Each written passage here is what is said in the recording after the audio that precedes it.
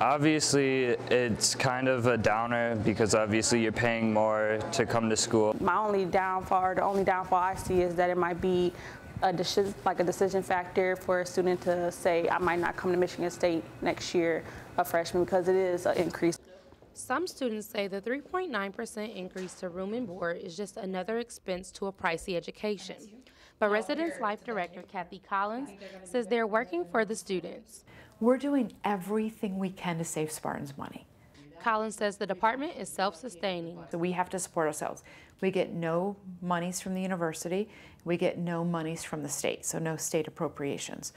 We set our rates based on $2 amounts. First being operating costs like employee wages and utilities, and the other part is to cover debt services for remodeling the Brody, Case, and Shaw dining halls. And 1.8% of the 3.9% is to cover our debt cost.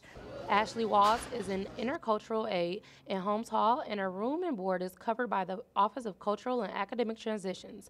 The rate increase might affect the funding next year. So with the increase in them paying for 70 odd students to live on campus, that might be a factor to how many students they can hire next year, how many students they can hire in the future. So students living in the dorms next year will pay an extra $136.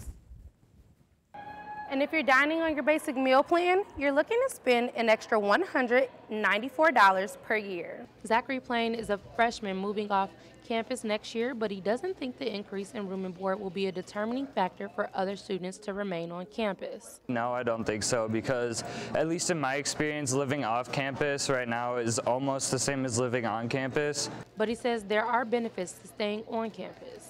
They're doing free laundry next year, right? So that's part of it. And then the kitchens in the basement, that'll be nice, because I know there have been times where I wish that I had a way of cooking my own food. And we want to provide an environment on campus that helps students do a couple of things: learn, develop, grow, and persist to graduation.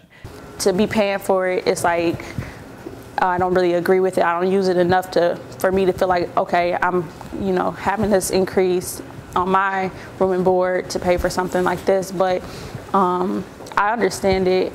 I hope students trust us, and we're going to continue to work with the students to provide the best services that we can.